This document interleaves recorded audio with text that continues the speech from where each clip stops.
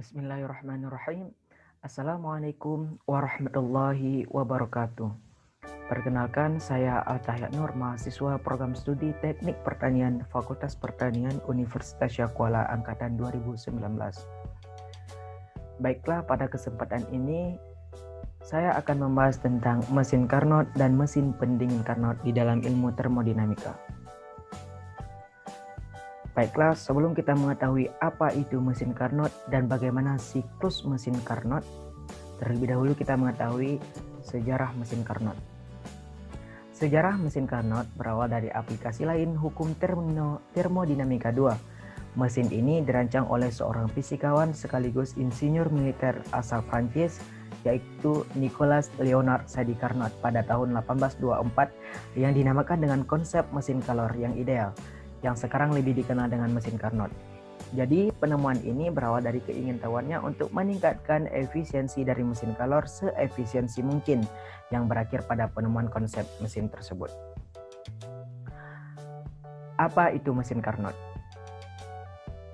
Berdasarkan hukum termodinamika 1, kalor yang diserap oleh sistem dapat menyebabkan gas melakukan usaha. Berdasarkan prinsip ini, dimungkinkan untuk merancang suatu mesin kalor yang dapat mengubah kalor atau energi panas menjadi kerja atau usaha. Sebagaimana contoh pada gambar di bawah ini, di mana mesin yang panas yang ditimbulkan oleh mesin tersebut menyebabkan mesin tersebut melakukan usaha atau kerja. Selanjutnya, siklus mesin Carnot. Sama-sama kita ketahui bahwa mesin Carnot adalah mesin kalor hipotesis yang beroperasi dalam suatu siklus reversibel, di mana siklus ini dapat berulang-ulang terjadi atau bisa kembali lagi, yang disebut dengan siklus Carnot.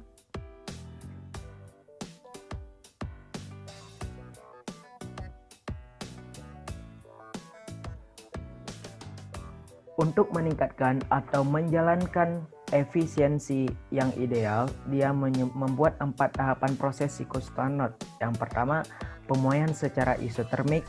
Yang kedua, pemuaian secara adiabatik. Dan yang ketiga, pemanfaatan secara adiabatik. Keempat, pemanfaatan secara isotermik.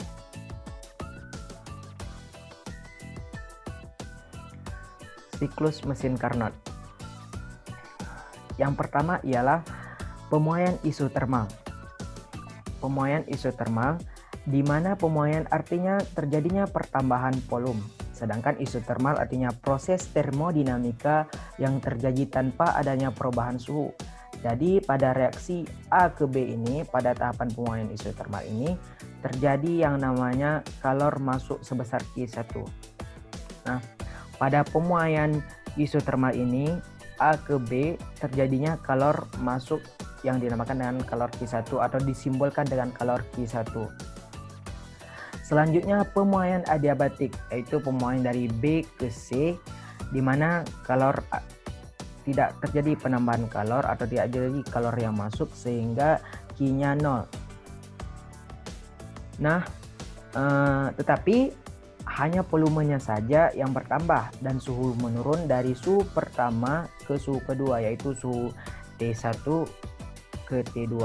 Suhu T ini, suhu ini ke T2.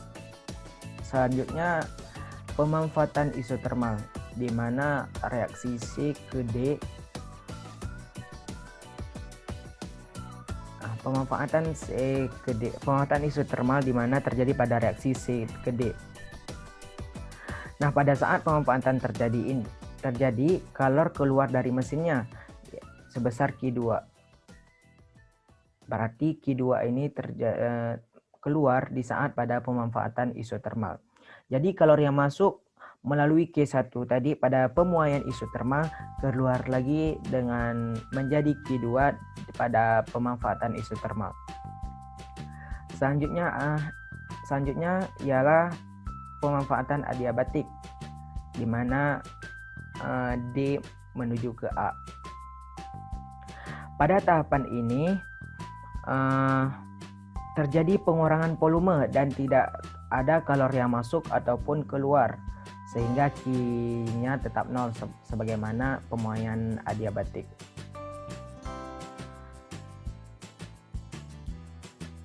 tetapi volumenya berkurang. Terjadi peningkatan suhu dari T2 ke T1, yaitu kembali lagi ke A ke pemuaian isotermal. Kemudian proses ini akan berlanjut seperti semula lagi seperti dalam siklus tersebut. Jadi siklus ini kembali lagi seperti semula dan selanjutnya kembali lagi hingga menjadi sebuah siklus. Karena mesin Carnot merupakan mesin ideal, berarti kalor yang masuk dan keluar sebanding dengan reservoir suhu tinggi dan reservoir suhu rendah, sehingga perbandingannya sama, yaitu Q1 dibagi Q2 sama dengan T1 dibagi T2. Nah, inilah proses dari mesin Carnot, di mana untuk menghitung luas dari grafik di atas melingkupi satu siklus yang disebut sebagai usaha. Q1 dikurang Q2 sama dengan W, efisiensi sama dengan W per Q1 atau efisiensi sama dengan 1 dikurang Q2 per Q1. Selanjutnya, mesin pendingin Carnot. Mesin pendingin Carnot adalah mesin yang menyerap kalor dari suhu rendah dan mengalirkannya ke suhu tinggi, atau mesin pendingin Carnot ini bisa disebut juga dengan refrigerator.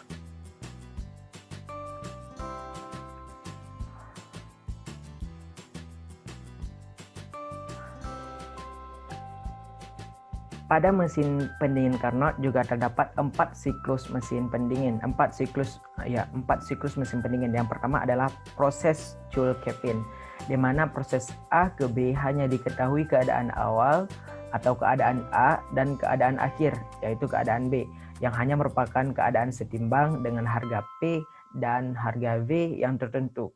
Yang kedua ialah proses evaporasi, di mana pada proses ini berlangsung proses B ke C pada tekanan dan temperatur yang tetap dengan disertai penyerapan kalor sebesar Q2.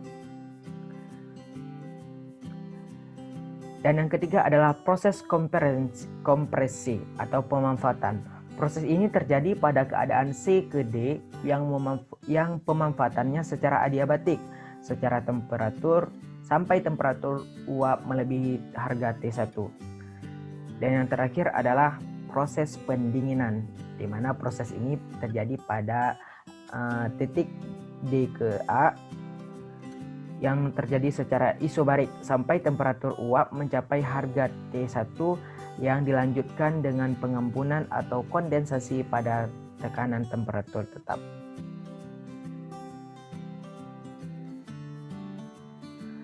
Selanjutnya adalah persamaan mesin pendingin Carnot. Kalor yang diserap dari suhu rendah atau suhu T2 dan kemudian diberikan pada suhu tinggi T1 berdasarkan hukum termodinamika 2, kalor yang dilepaskan ke suhu tinggi sama dengan kalor yang ditambah atau kalor yang diserap. Siklus mesin pendingin Carnot merupakan kebalikan dari siklus mesin kalor Carnot, karena siklus reversible atau dapat balik secara matematis dapat ditulis dalam persamaan berikut ini, di mana W atau usaha yang diperlukan sama dengan QH atau QH dikurang QC, di mana QH ini bisa juga disebut dengan Q1 dan QC ini bisa juga disebut dengan Q2 ataupun kalor yang masuk.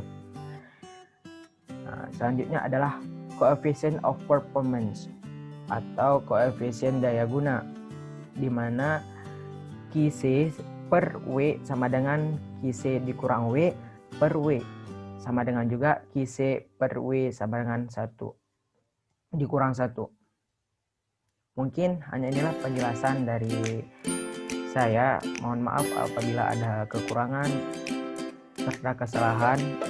Saya akhiri dengan wassalamualaikum warahmatullahi wabarakatuh.